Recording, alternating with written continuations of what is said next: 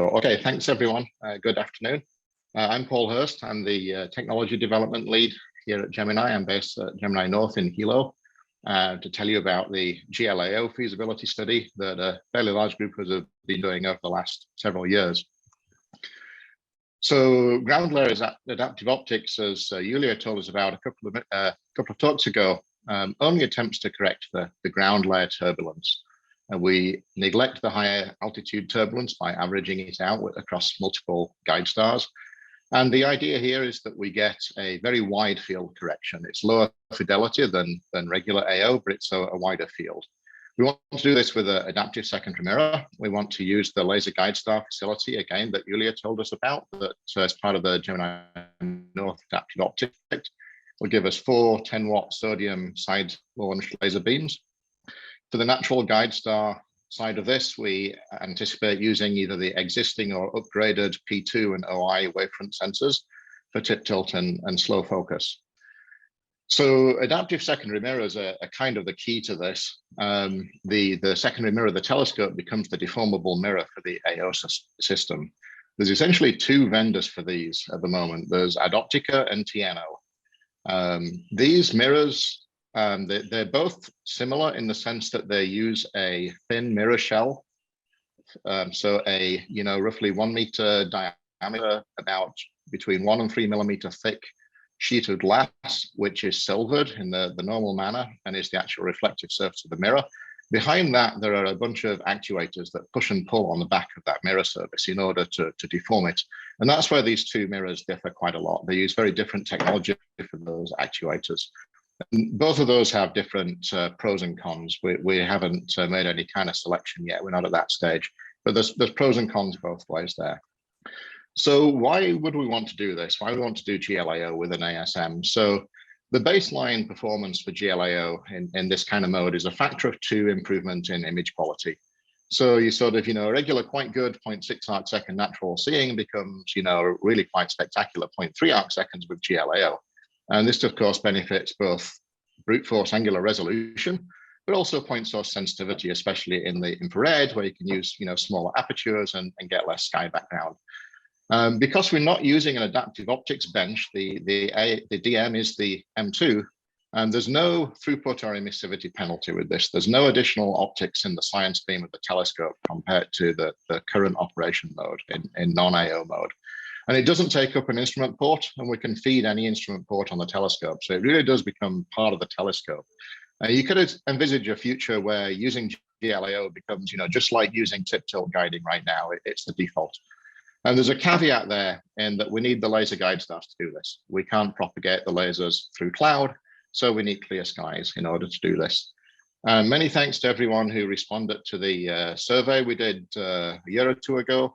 And we did some science case reviews, and this shows a very strong support for a GLAO system on Gemini with a wide range of science users, which is hardly surprising. I mean, who doesn't want better seeing?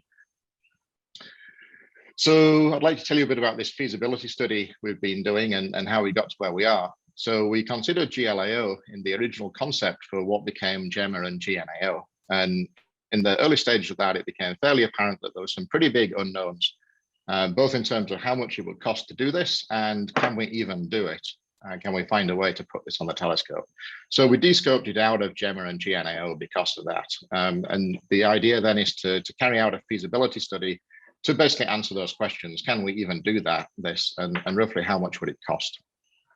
And that's what we've been doing the last couple of years. We're currently sort of also defining requirements and cost estimates for a conceptual design phase, which will be the next stage of making this ready to respond to a funding opportunity. So the challenge was, why is this so difficult? So the first question was, can we procure a suitable adaptive secondary mirror and mount it in place of the current M2 on the telescope? And we need to maintain the current tip tilt and focus and other functionality of the existing M2 system, which presents some challenges, but it appears to be doable. There are some other operational challenges with ASMs. In some ways, they're quite finicky devices. They are improving over time. But all these seem like they have solutions. It's all doable. The big, real unknown question was, where do we put the wavefront sensors? So we want to do this in such a way we can feed all the instrument ports and all the instruments on the telescope, which means we basically have to put them inside the acquisition and guiding unit. And the A&G is very, very space constrained. So there was a previous concept looked at GLAO on Gemini in the 2000s. And the idea that they explored was having a dichroic science fold. So you take the current fully silvered science fold, you make it dichroic, and you put the visible light wavefront sensors behind it, looking through the science fold, you reflect the infrared light onto the science instrument. And they determined that that was not viable because the current science fold has basically a steel lattice structure behind it, holding it flat. If it's also going to be transmissive, if it's dichroic, you obviously can't do that. So you can only support it around the edges. So you then have a pretty large optic that's only supported around the edges that you're tipping in all sorts of orientations as the telescope and the A&G position around the sky. And they basically found that it sags too much under gravity and you can't keep it sufficiently flat. So that doesn't work. So we looked for other ways to separate out the laser and science beam. So here's a little diagram of what I'm talking about with the acquisition and guiding unit. So the A&G lives in the center of the instrument cluster on the back of the telescope there. It's kind of the hidden central cube on the photo on the left there. And it's made of this stack of sort of concentric modules that fit inside each other. When you look at the sketch here, it looks like, there's bits of space available here and there. Maybe we can figure something out. On the right, this is a photograph of the actual module 3, the uniques you see there, the P2, the P2WFS, and the AO pickoff mirror mechanism. So you can see it really is pretty full. There's not a lot of space for adding extra stuff on here. So it is kind of tricky. So if we can't separate the light dichroically on wavelength, we have to separate it spatially. So the diagram I'm showing you here on the left, is a cross section through the center of the telescope. The unit at the bottom is the acquisition and guiding unit. Then there's the mirror cell. The blue lines represent the mirror in the middle. There's the M1 baffle above it. The purple line down the middle is the optical axis of the telescope. And then the green V shape is a science beam at the edge of the GMOS science field of view. And the yellow V shape is an LGS beam coming down from a laser guide star. You can see the LGS light comes to focus slightly behind the science focal plane. That's because the LGS light comes from the ionosphere at 90 kilometers rather than coming from infinity. And obviously, these two beams are 100% coincident at the secondary mirror. The secondary mirror defines the entrance pupil of the telescope. But they're obviously completely separate when them to focus at their various focal planes. So there's a point in between where these beams separate, where they no longer overlap. We've labeled that here as the beam separation point. So you can imagine it's pretty clear to see that if you make the LGS asterism larger, if you separate the LGS further from the optical axis on the sky, or if you make the science field of view smaller, so you either move the yellow lines out to the left or the green lines out to the right, then that beam separation point will kind of unzip up the telescope, which is what you want. You want the two beams to be further apart of the A and G in order to separate them physically. But there's some limits on what we can do here. If we make the LGS asterism too large, if we move the LGS too far off axis, then we get this vignetting on the M1 baffle. The M1 baffle is the big black tube that sticks up the middle of the telescope.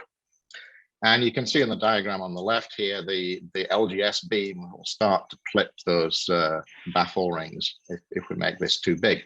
So there's kind of two constraints there. And I want to explore each of those, or tell you about how we explored each of those a little bit more. So the beam separation point, this graph simply shows that the y-axis is the height of the separation point above the science focal plane. And the x-axis is the laser guide star radius, how far off axis the laser guide stars are. And then we've got several lines for different science fields of view. And then marked on with these dashed lines are the positions of various sort of strategic locations in the A and G. So simplistically, if you say, okay, well, we're going to separate the beams right down here at the ISS, that's basically very close to the focal plane, then that's great, because at the bottom of the graph here, you've got a huge science field of view and you've got no real constraints on your asterism size. But of course, to do that, that means that your laser wavefront sensors or your pickoff need to be at the science instrument focal plane. So we'd have to embed wavefront sensors in every science instrument. The instruments are not really amenable to that, so that's not really doable. We want to put the wavefront sensors kind of up near the top of this plot. Thanks, I see the stars there. Where we can separate the beams in the A and G more, so that puts more constraints on the science field of view and the asterism size. So going over to the vignetting that I talked about, maybe the slide just stuck. Oh, there we go. Okay, awesome. What we're looking at here is a diagram of the pupil of the telescope and the illuminated area from each of the 4 laser guide stars. So the left-hand diagram shows this kind of critical point with the LGS asterism 6.8 arc minutes off axis. What happens with the vignetting that I showed earlier is that each of the laser guide star wavefront sensors ends up with a little crescent on the edge of the pupil, which is not illuminated on that wavefront sensor. If you make the asterism too big, these start to overlap. If you look at in the figure on the right, these are overlapped a lot, and these little divots in the 4 sort of diagonal corners, those areas of the pupil would only be sampled by 2 of the wavefront sensors. So that's going to impact the LGS performance quite a bit. So pushing on, we did some modeling to see how big an effect this is. We had this hypothesis that if we're in the case on the left where the crescents don't overlap, then most of the pupil is covered by all 4 wavefront sensors. These little crescents are only covered by 3. That's probably okay. So we did some modeling to verify that, and that turns out to be the case. So this is an AO simulation of the ground layer adaptive system we were looking at. It's not a very high fidelity simulation, so don't get too excited about the closed loop performance being really close to the diffraction limit at the longer wavelengths. There's undoubtedly issues that we didn't model that will separate that a little bit, but it does include that LGS vignetting effect. And you can see that we do get this factor of 2 image quality that is the nominal sort of GLAO performance. So that seems good. So putting those 2 things together, this red zone on the right here indicates where the LGS would be too vignetted and we can't go into there. The blue zone coming down at the bottom of the plot is where, we just don't know of any way to put the wavefront sensors, below the science fold, for example. But we don't want to go too high up. The further up this plot, we get a reduced science field of view. So this green dashed ellipse shows the kind of sweet spot where we're at that 6.8 arc minute LGS asterism radius, where we don't get too bad vignetting. We're proposing to pick off the light around about the P1 level, which seems like it's doable. And that gives us about a 6 arc minute diameter field of view for the LGS pickoff mirrors vignetting the science beam. So can we find a way to put LGS wavefront sensors at that place in the A&G? Well, it turns out we can. There happens to be some holes in the A&G shell that lead out to available space volumes in the mirror cell. So the concept we've come up with is to insert some deployable LGS pickoff mirrors into the beam. They'll go into the beam at the P1 WFS level, and they'll bounce the light kind of up and out into the mirror cell where we put the laser guide star wavefront sensors. Here's a 3D rendering of that. So you can see the green cone is the science beam, the yellow is an LGS beam. So these little pickoff arms are what we've added here. We bounce the LGS light off from the pickoff up to a full mirror and then out into this volume at the side of the A&G, where we can put the laser guide star wavefront sensors. There's kind of 2 possible configurations. You can either bounce the light across the telescope to the opposite hole, or you can actually bounce it up the same side and fold it out to the same side as shown here. So there's a couple of open questions. We're baselining on using P2 or OI for tip tilt. We don't really know if they're fast enough and sensitive enough. We haven't done simulations to know how fast we need to do the tip tilt, which tells us how bright the guide stars need to be. The LGS pickoff mirrors will vignette the P2 and OI patrol fields. So that further complicates this guiding issue. And the LGS asterism and thus the pickoff mirrors are fixed with respect to the telescope. So they will rotate on the sky as we observe. So the vignetting pattern will rotate and we'll have to switch guide stars as they come in and out of the vignetted regions. We are looking at investigating upgrading P2 and OI anyway, and we're really not sure yet, but it could be that these upgrades become prerequisites for GLAO. So finally, in summary, we found feasible solutions to the major challenges of implementing GLAO on Gemini. There's some compromises, but they don't seem to significantly affect their performance. The concept we have supports all instrument ports, doesn't take up an instrument port, and incurs no throughput or emissivity penalties. So it's very well integrated with the telescope. Conceptual design phase and beyond is currently not funded. In order to be ready to respond to a funding opportunity for that, we're working on basically capturing requirements and determining the cost and effort required for a conceptual design phase. Thank you.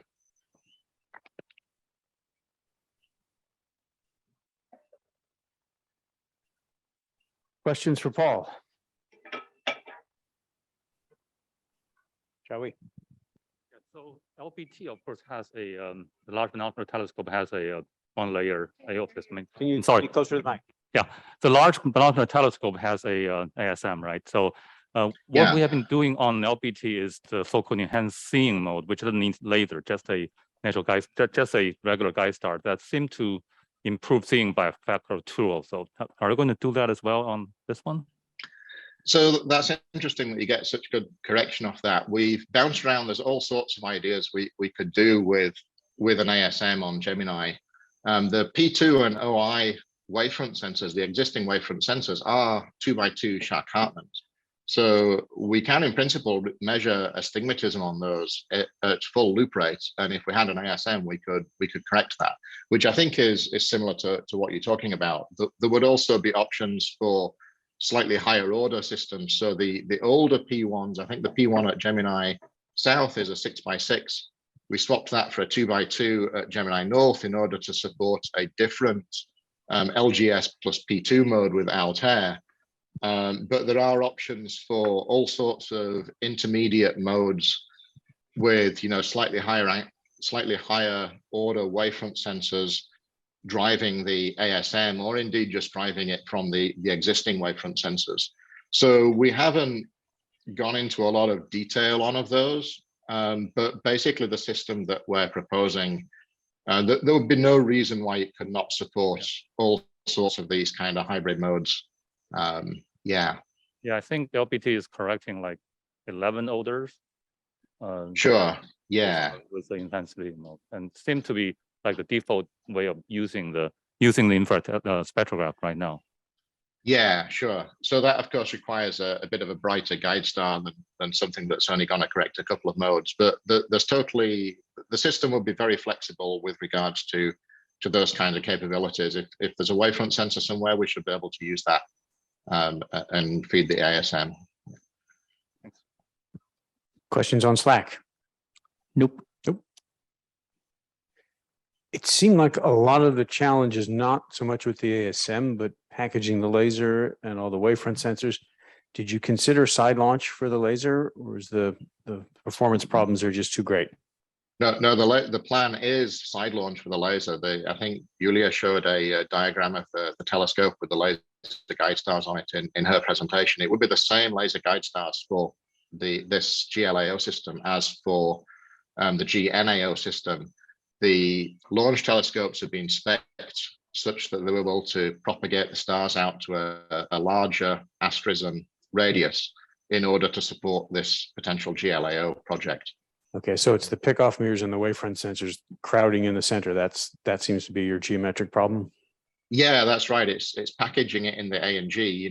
Telescopes that have these big Naismith platforms with big AO benches on are great for all this kind of stuff. We don't have that. We have a very, very constrained space volume. And other telescopes also, some telescopes are basically just giving up on this. Ooh, sorry. So that was my 20-minute timer. Some telescopes are basically giving up on trying to do something clever like we have, and are just putting the wavefront sensors inside the science instruments to support GLAO. which is great if you've got space in the science instruments to do that, and you want to build a set of waveform sensors for every science instrument that you want to use with the system. What we'd much rather do is figure out a way to put the waveform sensors in the ANG system so that we can just use it with any science instrument. This would work with visitor instrument. There's no coupling back from the instrument to the AO system. It's very much the telescope just delivers you the corrected beam. Yes, that certainly would be the desirable way to go. Yeah. All right, well, let's thank Paul again.